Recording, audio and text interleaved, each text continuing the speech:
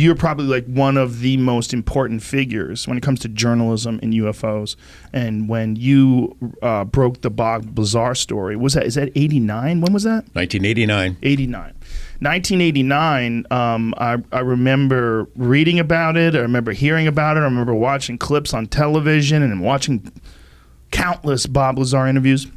It all came out of you. I mean, did you think at that time, I mean, what was your thoughts about UFOs before you had met Bob Lazar, and how much did it change while you got to know him and hear his story? It changed quite a bit. I had not really given it much thought at all. Probably the same level of curiosity as most people. You go about your life, you pay your bills, you go to work, you love your family, and it's always out there somewhere. Hey, I wonder what the deal is on that. Right. But had not really dwelled on it until it was a day in 1987. Into the studio comes a guy named John Lear. And I had heard sort of a little bit about him. His family was famous. His dad developed the Lear jet, the 8-track tape. John had run for the state senate, and he had a certain amount of credibility with our news organization, KLAS-TV, because he had helped us break a really big story. And the story was the stealth fighter, the F-117. He had told my boss, Ned Day, managing editor, about this amazing plane that was invisible to radar flying up in Tonopah in Area 51. We had an interest in Area 51, not UFO related, but Ned broke that story. It went national. So John Lear comes into the station one day with a stack of what turned out to be UFO documents. He plops them on Ned's desk and says, Ned, this is going to be the next biggest story, the biggest story in history. It's a UFO cover-up. Aliens are here. Technology's been recovered. Ned takes a look at it and says, I'm not doing this story. If it was true, I'd already know about it. This is crazy. Well, I'm eavesdropping, as I tend to do. I'm a curious person.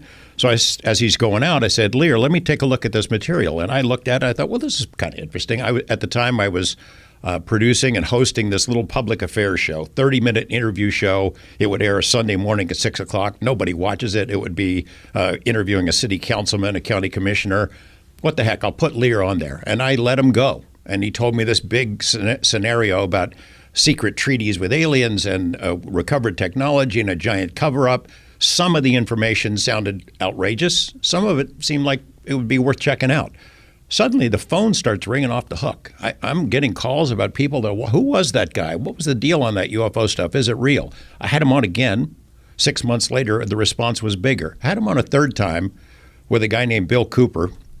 I regret that. And he told him an even more elaborate conspiracy. He's the Behold the Pale Horse guy? Yes. Yeah, I read that book, and halfway through I was like, what in the fuck is this? Yeah. He tied in the JFK assassination. And, everything. Bases on the moon. Aliens are there right now. He had this scenario where he had seen these documents when he was in the Navy, and he's going to tell the world about it, then he's going to go away. Well, every time he told the story, the documents got bigger and bigger, and anybody who criticized Bill Cooper became part of the secret government, including me. So we do this third show with Lear, and he hints that he knows a guy who might be going to work out at Area 51 and knows something about alien technology. That guy turns out to be Bob Lazar, but Lear didn't give me the name at that time. A couple months later, I am anchoring the 5 o'clock news on KLAS, and we have a nightly or evening interview segment, 5-minute segment, live interview. Our guest doesn't show up, and we're scrambling to find somebody to fill that hole. And I thought about Lear. So I called him up, not knowing what had been going on in Lazar's life or Lear's life. And I said, hey, is your that UFO guy you told me about, is he around? Would he do an interview? Just turned out that Bob had been through the ringer, a lot of stuff going on in his life. He felt threatened. And he said yes. We had to black out his face. We do this interview, and he spills the basics of the story. I worked out there at a place called S4. I saw 9 flying saucers in an underground base. This is technology that came from somewhere else. I'm in fear for my life. Holy cow, the phones start ringing off the hook. My news director comes rushing in, the station manager. Is that for real? What's the deal on that? And we realized we had touched the pulse of the public in a way that I didn't really understand. We arranged to go meet Bob Lazar, my news director, Bob Stodall, and I, that following weekend, and put him through a paces where we would ask him questions about his background and how he got the job. And we spent a couple hours with him, and we walked out of that meeting thinking, holy shit, what if this is true? This is really risky for us as journalists. It's risky for our personal reputations if it blows up in our faces and we do this story, and it would really damage the reputation of our news organization, which is KLAS is a jewel. It's always been a leader in Las Vegas, one of the best TV news operations in the country. We're putting a lot on the line. Well, look, we decide, let's take our time. Let's look into this guy's story.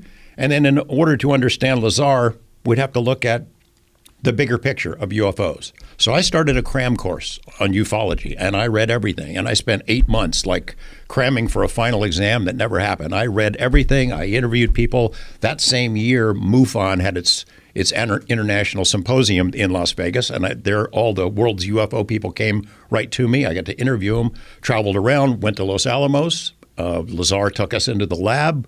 We took cameras in there. He walked us around, waving to people. We didn't even have to stop for security. Took us into the lab like it was a rabbit going through its own burrow. He knew his way around. We were allowed to take a camera in there. We put those stories together, put them on the air in November, and man, it just went through the roof. Every night of this 9-part series, people got the audience got bigger, phones ringing off the hook, people calling, giving us information. Suddenly, it's on something called Paranet, which was sort of a precursor to the internet, and it was huge. And it changed my life for sure. I had no idea that there were so many people out there interested in the topic, and I was hooked. And I really got hooked on Lazar not only because his story.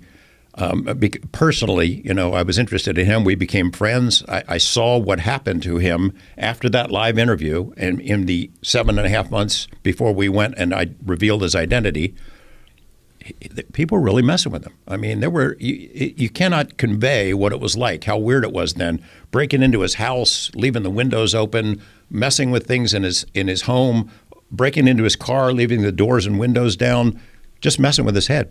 And you think that was the government that was doing that? Yeah, I do. I think so. And then